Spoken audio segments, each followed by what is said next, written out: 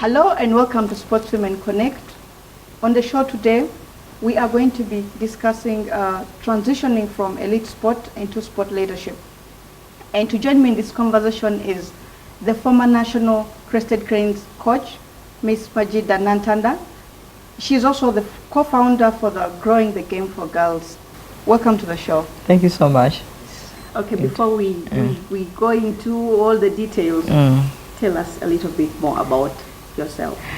I'm Majidah Nantanda, a former national team captain, and again a former national team, the Crested Cranes coach, and the first ever female national team coach or female head coach of any team in Uganda. Okay. Yes, and now I'm a CAF and FUFA coaches instructor. CAF is Confederation of African Football, and then FUFA is Federation of Uganda Football Association. So I empower coaches now through coaching education. Okay, and the next level is FIFA, of course. Of course, that's what I'm waiting for. Very soon to come because I qualify as well. Okay. Yes, however, we are called women, CAF women instructors. Okay. Yes, and you know, still there is that, but I'm an instructor here because in Uganda I train both male and female coaches. Okay. Yes. How did you get into coaching? So it was in 2007, and FIFA wanted to give the Federation of Uganda Football Association, FUFA, a coaching course for youth coaches. Okay. So this course was going to be attended by over 50 coaches. But I think, which is true, FIFA told the Federation that the only way this course to happen in Uganda, because it had everything, FUFA sent a lot of equipments, and the instructor, it's only that if you can involve girls or women, you know. So by then there was nothing like a female coach. No one has ever mentioned to us as national team players that maybe you can be coaches or you can be an administrator as a coach or an administrator as a leader. Nothing, because we are always being told to focus on being on the national team. How do I be a very good midfielder? You know, how am I going to keep my position on the national? Midfield? Yeah, I was a right midfielder. Definitely. Requirements. But definitely the Federation came and told the people who were in charge of us, like I remember the coach. Balance the board. To balance the coaching board, you needed to have some female members on the team, on the for the coaching course. For this coaching course. Okay. So that's when by then our coach came and said, because I was the national captain by then, it's like, okay, Majidah, you are going for the course, you're going to FUFA, just look for 4 of the other. There was no criteria? He never even told me, you did not even brief me of what I'm going to find for that 1 week. But just like you're going to FUFA on this day, so just recommend other 4 colleagues of yours, but you need to get people who can play good football. Okay. And this is it. Okay. Yeah, so to me it's like, okay, maybe you're going to showcase our talent. Yes, you're going to show them how we can dribble. As players versus them as coaches. Yes. So it did happen. So it was at the Federation headquarters in Mengo. So during the 3rd day, the instructor was called Figi. He's a FIFA and German football instructor. Okay. Yeah, so he approached me during lunch, come and sat on my table and said, tell me about yourself. So definitely I gave, I'm a national team player, I'm a national team captain. You know, yes, I started talking about playing, you know, for the national team. Yes, because that's what you know best. That's what I know best, and that's what I've been trained to do, you know. Yes, I'm just a footballer, you know, I have to keep my position on the national team or play, men or women. By then there were many national teams for girls. We used to go travel and play against male. Yeah, male teams, because we used to train all the time. So after he told me, like, if someone told you that you can also be a coach, what do you think? Yeah, I said, no way. Actually, seriously? Yes, definitely. I told him that, no way. Because when coming here, my coach told me to come and sit in this class, just to come and... As an athlete, as a player. Does that mean there was no career guidance? Like there Not at all. You know, like someone to say, after the game is over, this is what you need to be thinking about? No, there was because... No empowerment program? No empowerment program, no career guidance. I would see some of the girls come when they're in school, but because the training is done in the morning or during school days, they would drop out. They would come and stay for a week and then maybe go back, and, you know, no one would even show these players that at least you need to stay in school. We had an assignment, you know, in coaching there was a little bit of testing, and our assignment was analyzing and defending defending of Team B. Yes. So I think there was local teams were playing this league. So, you know, even going in that group with those coaches. So there was just one lady per group. Exactly. So, but even in the group, no one noticed that there was Majidah.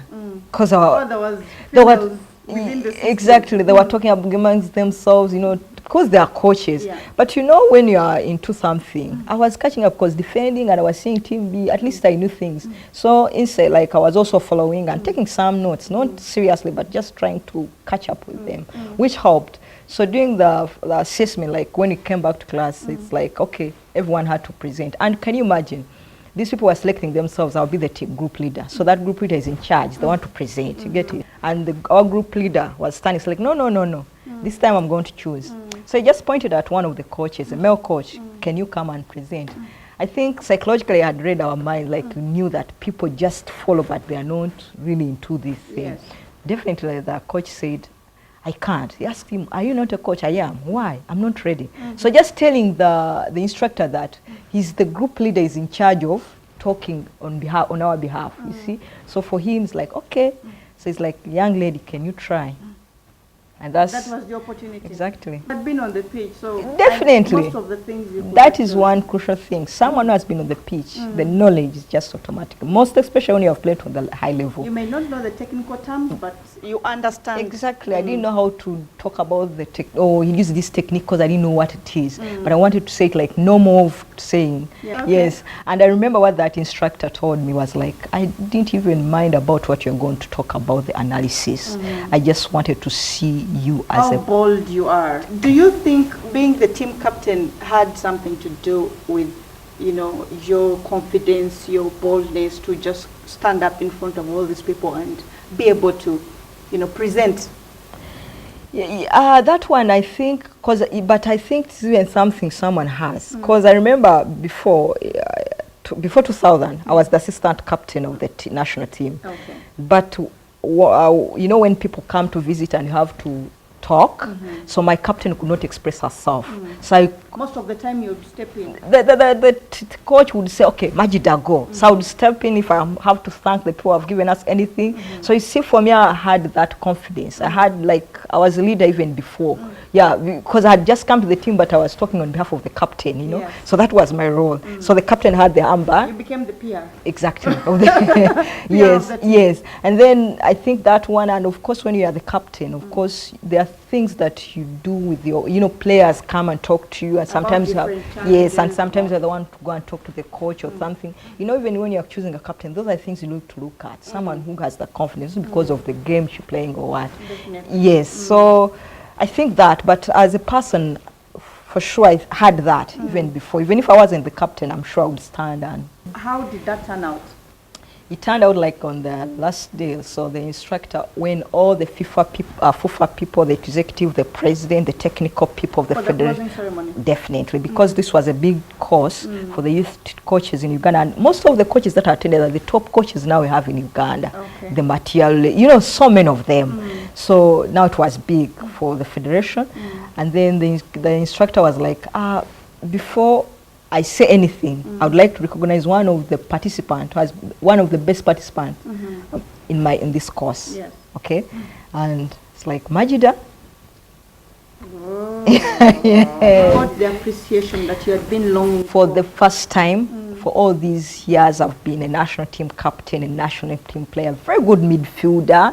No one has ever approached me. No administrator has ever told me like, think of being a coach or a leader after retirement. After you retire. Yes. So this is a foreign person, first time in Uganda, is appreciating me. Something I felt like, okay. And then he gave me a FIFA badge, very, very, I said, FIFA badge? It's like, now think about it. That's when he said, now think about it. Yes, and then you've not given it another thought, this is your time. Yes, because now this is the second time he's telling me to think about it. Okay. And now telling the whole people were there that this girl has a talent, potential to be a coach if you can help her. Proud, that's like, okay, really, I can, you know, I started thinking if I'm a good player, okay, but I can also be a coach, really, no? Not sure because the mindset changed. Yes, but I think it was well planned by FIFA that very year. FIFA also sent a recommendation telling the federation to recommend 2 female footballers, but they must have attended a coaching course. Okay. Yes. And these females, one of them was? There was no question. Wow. I was one. The opportunity came when you had the qualification. And everyone knew, because FIFA would not even look anywhere. It's like, oh, Majidah, because the FIFA instructor is senior. Exactly, for the first time. Actually putting in the sense that there's a woman who can be something, though it's, you know. So that's when I went to South Africa. Okay. So this was my turning point in South Africa. We met, all countries were represented, French speaking and English speaking. But one thing that I liked most, all of them, these are the players I used to play with against their national team, or those I used to watch playing if I had no chance of playing against their national teams. Okay. But and here you are in the same room. Same room. Very motivating, because some were my role models. People I admired, the Nigerians, the South Africans, you know, the Cameroonians. Those I played, is like, are you the one who used to put on shirt 7? Yeah, we played against you. And one thing, most of them had already returned, like they're in coaching. Okay. But I was the only one who was still active. Definitely. So at that point, you're like, you know what, I think I should hang my boots. Definitely, when I came back, the first thing I told the technical director of the federation, I'm retiring. For me, it's done. Yeah. I wasn't supported, but I was strong and... You made your decision. Definitely. By your decision. No one said, yes, retire. Very disappointing. My coach was just asked, now who's going to be the right midfield of the national team? Because as a coach, he wants to win. And if you're one of those players who allows the team to win, they'll keep you on the team. But that's selfishness. I know, but like you have to move past that. And yes. I'm guessing you made the right decision. Yes. So I had to part away from other people who showed like they loved me. Now they just like, she's doing her own things. And I remember one person, one of the administrators, a coach, saying the federation is misguiding you. Just because they took you to South Africa, you just attended these 2 courses. No. They didn't see the bigger picture. They didn't. But now they do. Very much. Okay. Now, talking about women empowerment for gender equality, how is it going for growing the game for girls? Actually, because I was not supported, I wanted to do something special. Retiring in 2007, by the way, that's when even I was named the national team coach. Immediately when I came back from South Africa. But remember, let me tell you this, they said co-player, coach, co-player. So still they, in their mindset, they did not think... You were still a player. But yes, but I asked even coach. When you had decided to retire. That was my first title on the national team. Step on the pitch. I didn't know what they meant. Good enough, we had no competition, but I was trying to see how am I going to be a coach as well as a... Yes. So it was tough for you. Exactly. So that's why I said I have to retire on my own. Yes. So now I started like, what can I do? This is when I came up with this. I want to see the change. I want to be the change that I wanted to see. Yes. I wanted to use my experience, all these things I've seen, like to empower that future girl who's going to get involved in football. Next midfielder. Exactly. I wanted to create my own next midfielder, such that my coach or anyone, any administrator, leader or coach I would answer their question of asking me who is going to be the next midfielder of the national team. So that is how I came up with growing the game for girls. Like just, I didn't even actually know how to do, but like to go out there, have all the tricks on the ball, you know, just share, go and play with the girls, share your passion. Exactly. Tell stories, and you know, I had that title of a national coach, so it was an advantage. I would use that to reach everywhere, but my own non-federation kind of program. Yes. So, but in 2010, again, there was International Sports Connection. Americans were coming and they wanted over 200 coaches. So when we attended the course, they came like 15 American coaches with different sports psychology, coaching, what and what. The different aspects of sport. Yes, so it was for 1 week. Again, the second day, one of the American instructors, like the lead, just came and handpicked you. Yes, and said, tell me about your story. You are the people we are looking for. Okay. Because one of the co-directors now you had the skill set. Exactly. But before they came, they had sent someone to come and look for girls who are playing football. Okay. The first thing they wanted to empower girls. And no one showed them where we are. And by then we are just in town, like training for nothing. I talked to Lisa. She was the director of that. Okay. Now she's the co-director of Growing the Game for Girls. Okay. Telling me the story. Do you know how many times I've come to Uganda looking for a female player and no one has ever shown me that? They always take me there. You know, yes. But I said, yes, I'm here. Yes. I'm here, I'm ready. Yes. Okay. So she's like, through my story, that's when we came up with Growing the Game for Girls. Okay. How has been the progress over the years? Very, very good. Though a little bit challenging, hectic, but the outcome. The outcomes. You look at the results. Where we started. Not the challenges. Yes, because it's not for us, it's not for me as Majidah, but I've seen even bring up other girls or women playing football. Now they can say, I'm a product of Growing the Game for Girls. Yes. And they are respected. So we took out all the discrimination and the inferior, seeing us as less capable. So it's growing, like from starting with girls who are playing football, visiting communities. Now it's expanding to the deaf girls as well, disability. So we do a lot of projects, both health-wise, sports development and health, then empowerment, We advocate for girls to know their rights. Yeah. We tell them, like, don't get focused, not be like Majidah, to get focused how to keep your position on the national team, but to use football to get what you can use in future.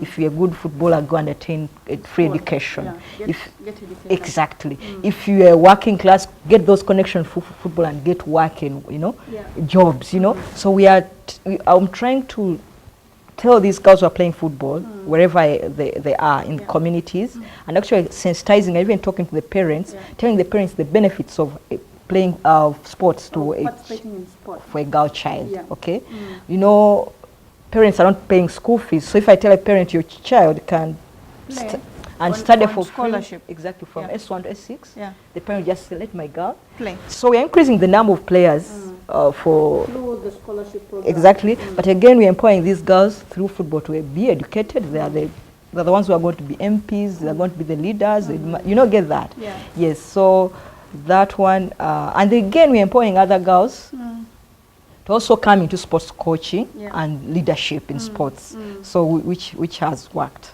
It has worked. Very well, it's going on well. And you've just said sports helps to kind of increase gender equality. Exactly. But there's of course still fewer coaches. What are the causes of that scenario? First of all, we like, it's, for instance, I'll talk on behalf of football. It's a men-dominated. Remember, I've told you when even coming to that coaching course, they never they didn't bring me on as Majidah who is on your skill set. No one cared about Majidah playing football. She's just a footballer. No one thought Majidah can be what she is now. She can be a coach, she can be a football instructor. So Exactly. So being male-dominated, people, it's an oversight. Like, they don't think we can do anything as women. Other than play. Yes, but I always ask them, if we can play, how come we cannot do any other thing? Because even these males who are there, some of them played, others did not play. So it is that, and then we are seen as that is seen as less capable. And then another things like we don't have mentors. Like, we are not empowered to like that. Okay, like what? Identifying us and then actually empowering. Exactly. Empowering. Yes, empowering. Just like if you see a player like a national team captain towards her retirement, why don't you talk to her and say, like, now what do you think you can do? Yeah, because you're not going to play sports until it will happen. I retired on my own. I had no injury, but I found myself retiring. Anything. Same as me. Yes. You have other commitments for our case, but for you it was just the right time for you. Yes, so with that I think we lack empowerment, and this involves everyone, whether sports administrators on top, like leaders and coaches. Everyone should get involved to empower these women or these girls who are playing sports to always know that they can do something else other than being players, athletes. Yeah. So So you've mentioned bias, you've mentioned discrimination, and you've mentioned the overwhelming and the fact that men already have these positions as you know, as coaches. And their position traditionally, but not like they are good or they are on merit, because there are some women who are better than those men. Yes. But the men still have the position. Definitely. Like the coach whom they said come and present, I said I'm not ready. You know. But you were ready. And I was still a player, you see. So imagine if you had been ready and you were not ready. Exactly. It would have been a different playing field. Yes. Okay. Yeah. What are some of the challenges of, you know, breaking into leadership roles in coaching? First of all, identification.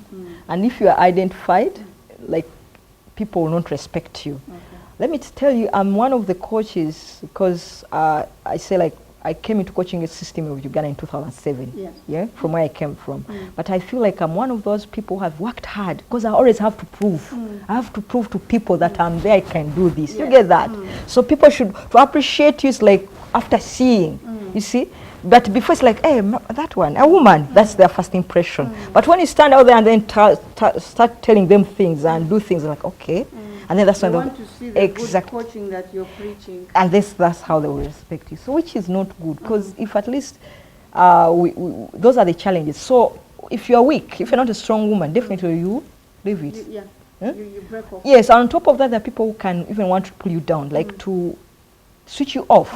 They'll either, if they either talk, you know, they always talk negative about you. They'll bring that and that. If you're not strong, you say, you throw in the towel. Exactly, like yes. How many girls have you mentored into positions of leadership today? Yes, I know out there so many girls, but let me talk about the girls like everyone would know. First of all, the former national team captain, Christine Wanyana. Okay. In 2016, after Sekafa, she told me, like, coach, because I was still the coach, after Sekafa, I'm going to retire.